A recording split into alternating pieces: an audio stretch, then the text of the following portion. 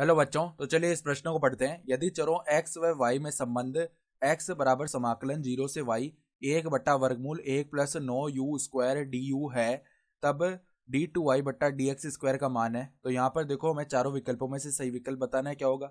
तो प्रश्न में आगे बढ़ने से पहले इस प्रश्न से संबंधित जो मुख्य उदाहरण है उसकी हम चर्चा कर लेते हैं। तो यहाँ पर देखो, जब भी मान लो इस प्रकार का हमारे पास में समाकलन है, समाकलन एफ एक्स डी एक्स, और यहाँ पर सीमा लगी हुई है कहाँ से कहाँ तक, देखो जी टी से एच टी, ये सीमा लगी हुई है।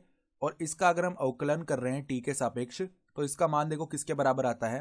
पहले हम क्या करते हैं, देखो जो हमारे पास फलन के अंदर है हम ऊपरी सीमा रख देते हैं, यानी कि एच टी ये फलन के अंदर रख दिया। और यहाँ पे हम क्या करेंगे, अवकलन कर देंगे जो ऊपरी सीमा है।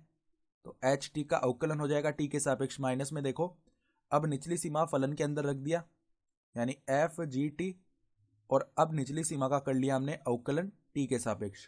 इस प्रकार होता है।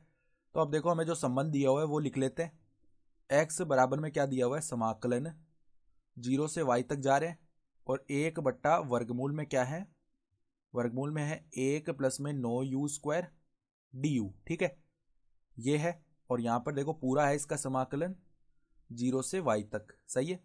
तो हम क्या कर रहे हैं, अब दोनों तरफ अवकलन कर लेते हैं y के सापेक्ष। तो dx बट्टा dy का मान किसके बराबर आएगा, पहले देखो यहाँ पर हम जो ऊपरी सीमा है वो रखेंगे। तो 1 बट्टा में वर्गमूल में 1 प्लस में 9y स्क्वायर आ जाएगा, सही है। और अब ऊपरी सीमा का अवकलन कर लेंगे y के सापेक्ष, तो 1 आ जाएगा माइनस में। देखो अब हमने क्या किया, निचली सीमा रख दी। तो 1 बट्टा में वर्गमूल के अंदर 1 प्लस में देखो 9 गुणा 0 का स्क्वायर, तो ये तो 0 ही आ जाएगा, सही है। फिर देखो जो निचली सीमा है उसका अवकलन कर देंगे हम, मतलब y के सापेक्ष, तो यहाँ पे 0 बनेगा, यानी कि पूरा ही पद अगला तो पूरा 0 हो जाएगा। यानी dx बट्टा dy को जो मान है ना वो किसके बराबर आएगा, 1 बट्टा में वर्गमूल 1 प्लस 9y स्क्वायर, सही है। तो अगर हम यहाँ से dy बट्टा dx का मान लिखेंगे ना, तो वो किसके बराबर आ जाएगा, देखो यहाँ पर ये बराबर आ जाएगा वर्गमूल में 1 प्लस में 9y स्क्वायर के बराबर, सही है। तो अब इसका वापस दोनों तरफ हम x के सापेक्ष अवकलन कर रहे हैं अब, ठीक है। तो इस तरफ d2y बट्टा dx स्क्वायर बनेगा, और यहाँ पे देखो पहले तो वर्गमूल x की तरह इसका अवकलन 1 बट्टा 2 वर्गमूल x होता है ना, तो उसी प्रकार 1 बट्टा 2 वर्गमूल में 1 प्लस 9y स्क्वायर आ गया।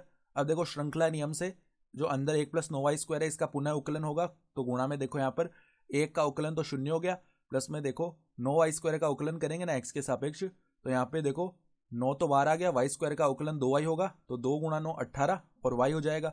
फिर देखो श्रृंखला नियम लगा और y का x के सापेक्ष पुनः अवकलन हो गया, तो dy बट्टा dx आ गया, ठीक है।